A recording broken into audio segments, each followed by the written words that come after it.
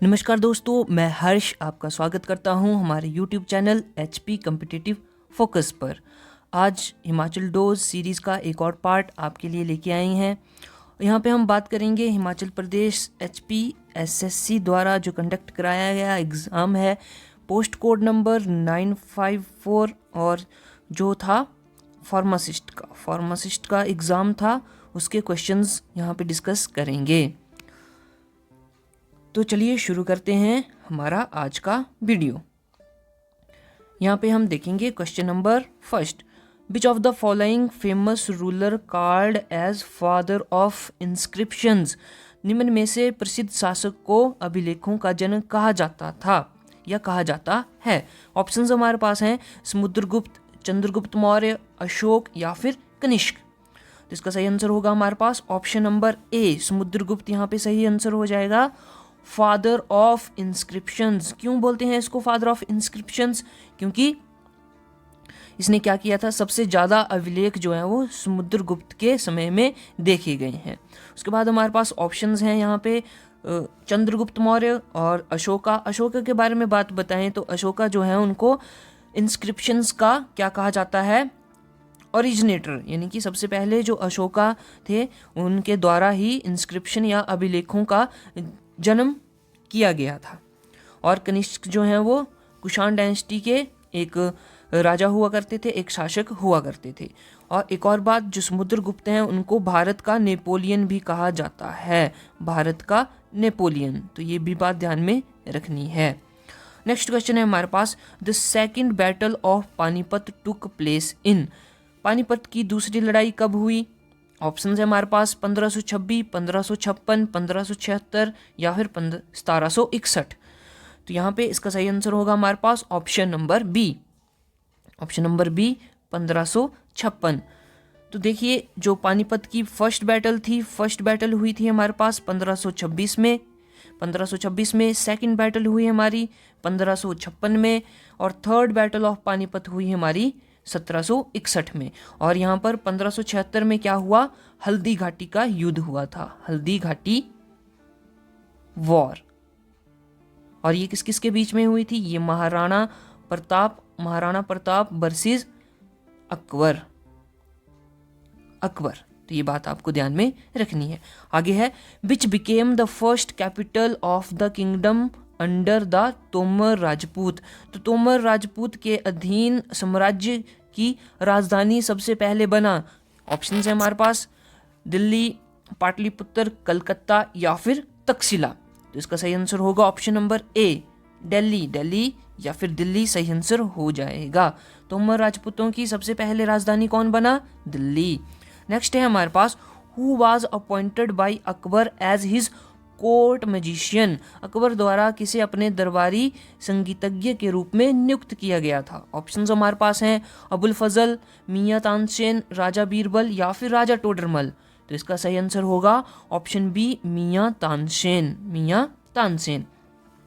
तो ये जो अबुल फजल थे ये क्या थे? दरबारी कवि थे अकबर के, वो 9 रत्नों में से एक थे, और ये सभी के सभी 9 रत्नों के ही सदस्य थे।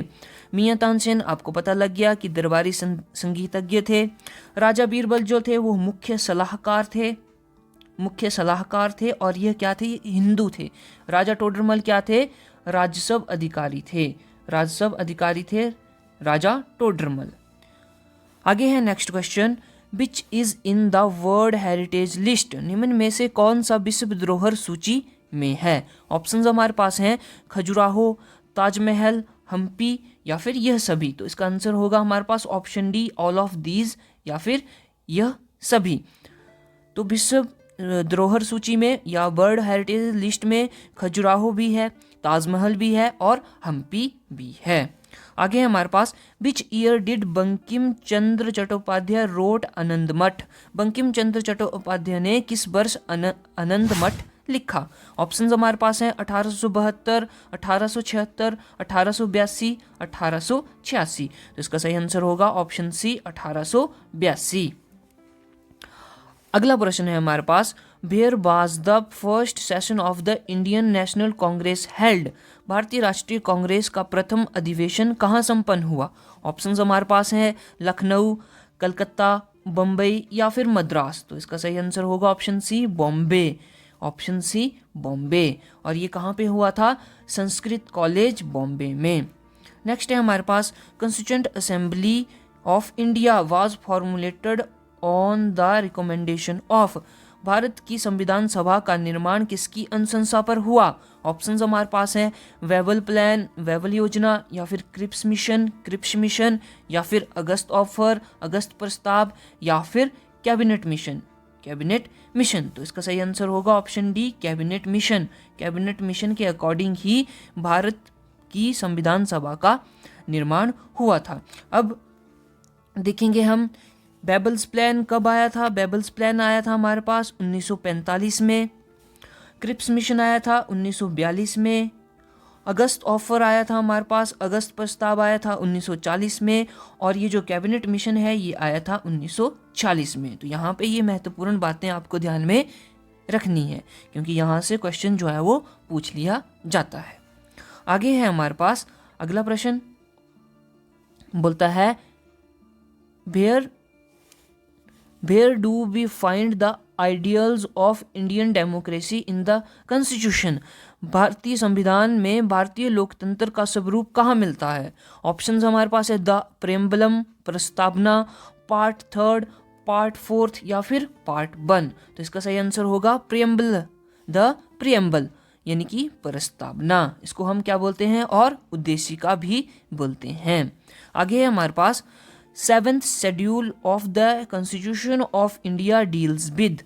भारतीय संविधान की 7वीं अनुसूची संबंधित है, किससे संबंधित है? ऑप्शंस है हमारे पास allocation of seats in the Council of States, राज्यों की परिषद में सीटों का बंटवारा, distribution of power between the union and states, केंद्र एवं राज्यों के बीच शक्ति का वितरण, power and authority of the municipalities, नगर पालिकाओं की शक्ति एवं अधिकार, या फिर नन ऑफ दीज, इनमें से कोई नहीं। तो इसका सही आंसर होगा option number B, distribution of powers between the union and the states, केंद्र एवं राज्यों के बीच शक्ति का वितरण। तो शेड्यूल 7 के अकॉर्डिंग हमने 3 लिस्ट बनाई है, लिस्ट 1, लिस्ट 2 और लिस्ट 3, जहाँ पे लिस्ट 1 में संघ के जितने भी विषय आते हैं, लिस्ट 2 में हमारे पास जो हमारे राज्य हैं, राज्य के विषय आते हैं, और फिर लिस्ट 3 जो है उसमें दोनों ही आते हैं, यानी कि जिसको हम समवर्ती सूची कहते हैं या समवर्ती लिस्ट कहते हैं। अगला प्रश्न है हमारे पास, if the prime minister of India submits his resignation to the president it will mean the resignation of. यदि भारत का प्रधानमंत्री अपना त्यागपत्र राष्ट्रपति को सौंपता है तो इसका अर्थ त्यागपत्र होगा किसका? केवल प्रधानमंत्री का, प्रधानमंत्री और गृह मंत्री का, संपूर्ण मंत्रिमंडल का, या फिर इनमें से कोई नहीं। तो इसका आंसर होगा option C entire council of ministers, संपूर्ण मंत्रिमंडल का। अगर प्रधानमंत्री क्या करता है, अपना रेजिग्नेशन देता है, त्यागपत्र देता है, तो क्या है, जो लोकसभा होती है, हमारी लोकसभा होती है, वो क्या होती है, भंग हो जाती है, और सारा का सारा मंत्रिमंडल जो है वो भंग हो जाता है, यानी कि संपूर्ण मंत्रिमंडल भी त्यागपत्र देता है। और लोकसभा को क्या बोलते हैं? लोअर हाउस बोलते हैं, लोअर हाउस या house of peoples, house of peoples. ये बात आपको ध्यान में रखनी है। अगला प्रश्न है हमारे पास, the function of pro tem speaker. Pro tem speaker के फंक्शन के बारे में बताना है। ऑप्शंस हमारे पास हैं, conduct the proceedings of the house in the absence of the speaker, अध्यक्ष की अनुपस्थिति में सदन की कार्यवाहियों का संचालन। ऑप्शन बी है, officiate as speaker when a speaker is unlikely to be elected, अध्यक्ष के रूप में कार्य करना जब अध्यक्ष का चुना जाना असंभव हो। आगे ऑप्शन है, swearing in members and hold charge till a regular speaker is elected, नियमित अध्यक्ष चुना जाता है तब तक सदस्यों को शपथ दिलाना और पद ग्रहण करना, या फिर नन ऑफ दीज, इनमें से कोई नहीं। तो इसका आंसर होगा option C, swearing in members and hold charge till a regular speaker is elected, नियमित अध्यक्ष चुना जाता है तब तक सदस्यों को शपथ दिलाना। यानी कि जब तक जो है हमारे पास नियमित अध्यक्ष नहीं चुना जाता है तब तक प्रोटेम स्पीकर का काम होता है कि सदस्यों को शपथ दिलाना और उनके पद को ग्रहण करवाना। अगला प्रश्न है हमारे पास, the moon is showing its same face to the earth because. चंद्रमा अपना समान मुख पृथ्वी को दिखा रहा है क्योंकि यह अपने ही अक्ष के चारों ओर नहीं घूम रहा है। इसका घूर्णन और परिभ्रमण विपरीत है। इसके घूर्णन और परिभ्रमण के काल समान है। इसका घूर्णन इसके परिभ्रमण से तीव्र है। तो इसका आंसर होगा option C. Option C, its period of rotation and revolutions are the same. तो क्या है, जो हमारे पास मून है, चंद्रमा है, और क्या है हमारे पास अर्थ है, पृथ्वी है, इन दोनों का समय काल किसका, घूर्णन घूमने का और परिभ्रमण का, सूर्य के चारों ओर या मून का पृथ्वी के चारों ओर चक्कर लगाने का समय जो है वह सेम है। इसलिए यह इसका फेस जो होता है, चंद्रमा का मुख जो होता है वो पृथ्वी के मुख के समान दिखता है। आगे है हमारे पास, which river does not originate in the Indian territory. निम्न में से किस नदी का उद्गम भारतीय क्षेत्र में नहीं होता है। ऑप्शंस हमारे पास महानदी, ब्रह्मपुत्र, राबी या फिर चिनाब। तो यहाँ पर इसका आंसर होगा ऑप्शन बी, ब्रह्मपुत्र। ब्रह्मपुत्र नदी जो है वो कहाँ से आती है, तिब्बत से आती है, तिब्बत से आती है। तो यहाँ से पता लग रहा है कि ये इंडियन टेरिटरी में ओरिजिनेट नहीं हो रही है। राबी नदी आपको पता है हिमाचल प्रदेश से ओरिजिनेट होती है। चिनाब नदी हिमाचल प्रदेश से ओरिजिनेट होती है। आगे है हमारे पास अगला प्रश्न, which state are prone to cyclones during retreating monsoon season. पश्चिमगामी मानसून ऋतु के दौरान कौन सा राज्य चक्रवात प्रवण है, यानी कि वहां पे चक्रवात देखने को मिलते हैं। ऑप्शंस हमारे पास हैं कर्नाटक और केरल, पंजाब और हरियाणा, बिहार और असम, आंध्र प्रदेश और ओडिशा। तो यहाँ पे ऑप्शन नंबर डी सही हो जाएगा, आंध्र प्रदेश एंड ओडिशा। अब ये क्या, क्यों जो है ये दोनों राज्य जो हैं वो साइक्लोन प्रोन है, क्योंकि यह जो है वो समुद्र के पास हैं, समुद्र तटीय क्षेत्र हैं। तो यहाँ पे साइक्लोन जो है वो समुद्र से बनता है और फिर यहाँ पे आ जाता है। तो यहाँ पे क्या है, साइक्लोन आने की संभावना बढ़ जाती है मानसून ऋतु के दौरान। आगे है हमारे पास, the most ideal region for cultivation of cotton in India is. Bharat में कपास की खेती के लिए सर्वाधिक आदर्श क्षेत्र है, कौन सा है। ऑप्शंस हमारे पास हैं ब्रह्मपुत्र घाटी, दक्कन पठार, सिंधु घाटी, सिंधु गंगा घाटी या फिर कच्छ का रण। तो यहाँ पे हमारे पास ऑप्शन होगा option B, the Deccan plateau. Deccan पठार सही आंसर होगा। कपास की खेती के लिए सर्वाधिक आदर्श या सर्वाधिक अनुकूल क्षेत्र है दक्कन पठार या दक्कन प्लेटू। अगला प्रश्न है, the silent valley is located in which state. Silent valley Bharat के किस राज्य में स्थित है। ऑप्शंस हमारे पास है केरल, कर्नाटक, आंध्र प्रदेश या फिर महाराष्ट्र। तो इसका आंसर होगा option A, Kerala. Kerala silent valley कहाँ है, केरल में है। और यहाँ पे साइलेंट वैली नेशनल पार्क भी देखने को मिलता है, Silent Valley National Park, National Park. अगला प्रश्न है हमारे पास, कल्लाड़ या फिर Mundanthurai Tiger Reserve is in which state. Kalakkad या मुंडनथुराई टाइगर रिजर्व किस राज्य में है। ऑप्शंस हैं हमारे पास तमिलनाडु, छत्तीसगढ़, अरुणाचल प्रदेश या फिर उत्तराखंड। तो इसका आंसर होगा Tamil Nadu. Option A is correct, Tamil Nadu. अगला प्रश्न, Tehri hydro power complex is constructed on which river. Tehri जल विद्युत कॉम्प्लेक्स किस नदी पर निर्मित है। ऑप्शंस है हमारे पास अलकनंदा, मंदाकिनी, धौलीगंगा या फिर भागीरथी। तो इसका सही आंसर होगा ऑप्शन डी, भागीरथी। भागीरथी नदी पर क्या है, Tehri dam, Tehri hydro power complex है। और ये कहाँ पे है, ये है उत्तराखंड में, उत्तराखंड राज्य में। अगला प्रश्न हमारे पास, India's population growth is characterized by, Bharat की जनसंख्या वृद्धि किससे विशेषित होती है? ऑप्शंस हमारे पास हैं, an increase in rate of death, मृत्यु दर में वृद्धि, an increase in ratio of females, महिलाओं के अनुपात में वृद्धि, an increase in birth rate and declining in death rate, जन्म दर में वृद्धि और घटती मृत्यु दर, या फिर increasing number of old peoples, बुजुर्गों की संख्या में वृद्धि। तो इसका आंसर होगा option C, an increase in the birth rate and declining in death rate, जन्म दर में वृद्धि और घटती मृत्यु दर।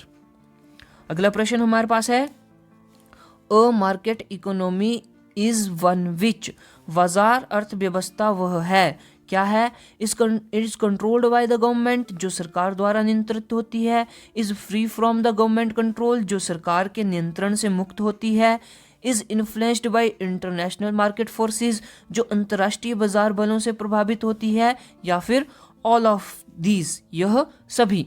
तो इसका सही आंसर क्या होगा? Option number B, is free from government control, जो सरकार के नियंत्रण से मुक्त होती है, मार्केट इकोनॉमी।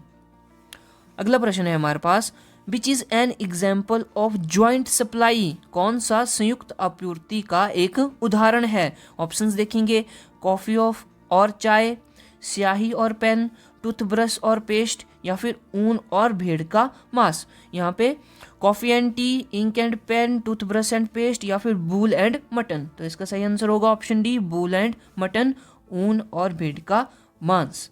तो ये है किसका एग्जाम्पल? ज्वाइंट सप्लाई का, संयुक्त आपूर्ति का। अगला है हमारे पास, the cuticle is absent in, cuticle अनुपस्थित होता है कहाँ पे? लीफ, पत्ती में, स्टेम, तने में, रूट, जड़ में, या फिर फ्रूट, फल में। इसका आंसर होगा option number C, root. Root में क्यूटिकल नहीं होता है, जड़ में क्यूटिकल नहीं होता है। Option number C is correct. अगला है हमारे पास, the term RH factor refers to, पद RH फैक्टर का अर्थ है, क्या है? Rhesus factor, rheumatoid factor, renal factor, या फिर रोहम्बिक फैक्टर। तो इसका आंसर होगा ऑप्शन ए, रिसस फैक्टर। ये बात ध्यान में रखनी है, ये जनरल साइंस से जुड़े हुए क्वेश्चन है, और RH फैक्टर का मतलब होता है रिसस फैक्टर। अगला प्रश्न है हमारे पास, outside of cooking utensils are generally left black from below because, खाना पकाने के बर्तनों का बाहरी हिस्सा आम तौर पर नीचे से काला रखा जाता है, क्यों रखा जाता है? It is difficult to clean daily, रोजाना साफ करना कठिन होता है, black surface is good conductor of heat, काली सतह ऊष्मा की सुचालक है, black surface is poor conductor of heat, काली सतह ऊष्मा की कुचालक है, black surface is good absorber of heat, काली सतह ऊष्मा की अच्छी अवशोषक है। तो इसका आंसर होगा option number D, option D, black surface is good absorber of heat, काली सतह ऊष्मा की अच्छी अवशोषक है। अगला प्रश्न है हमारे पास, refrigerator protects the food from contamination because, refrigerator यानी कि फ्रीज खाने को दूषित होने से बचाता है, क्योंकि ऑप्शंस हमारे पास हैं, at its low temperature bacteria and fungus become non reactive, germs get died at its temperature, germs get freezed at this temperature, it makes food free from germs. Hindi में, इसके निम्न ताप पर जीवाणु और कवक निष्क्रिय हो जाते हैं, इस तापमान पर जीवाणु मर जाते हैं, इस तापमान पर जीवाणु जम जाते हैं, या फिर यह भोजन को जीवाणु मुक्त बनाता है। तो इसका सही आंसर होगा option A, eight its low temperature bacteria and fungus become non reactive, इसके निम्न तापमान पर जीवाणु और कवक निष्क्रिय हो जाते हैं। यानी कि रेफ्रिजरेटर में हमें क्या देखने को मिलता है? लो टेम्परेचर, निम्न तापमान देखने को मिलता है, और उस तापमान में जितने भी बैक्टीरिया या फंगस होते हैं, जीवाणु और कवक होते हैं, वो निष्क्रिय हो जाते हैं, नॉन रिएक्टिव हो जाते हैं। अगला प्रश्न हमारे पास, the lightest radioactive element is, सबसे हल्का रेडियो एक्टिव तत्व है। ऑप्शंस हमारे पास ड्यूटोरियम, पोलोनियम, ट्राइटियम, या फिर यूरेनियम। तो यहाँ पे ट्राइटियम, ऑप्शन सी यहाँ पे सही हो जाएगा। यह सबसे हल्का रेडियो एक्टिव तत्व है। अगला प्रश्न है हमारे पास, what is the common name of calcium hypochlorite. Calcium hypochlorite का सामान्य नाम क्या है? ऑप्शन है हमारे पास baking soda, bleaching powder, baking powder या फिर बेकिंग सोडा। तो इसका आंसर होगा हमारे पास option B, bleaching powder. Bleaching powder. अब ब्लीचिंग पाउडर का फॉर्मूला होता है CaOCl ट्वाइस। ये होता है ब्लीचिंग पाउडर का फार्मूला और इसका कॉमन नेम कैल्शियम हाइपोक्लोराइड। इसी तरह बेकिंग सोडा है, इसका फॉर्मूला होता है Na2CO3 और इसको क्या बोलते हैं? Sodium carbonate. सोडियम कार्बोनेट, इसको बोलते हैं सोडियम कार्बोनेट। अब हमारे पास है बेकिंग पाउडर और बेकिंग सोडा, तो इनको बोलते हैं हम सोडियम बाइकार्बोनेट।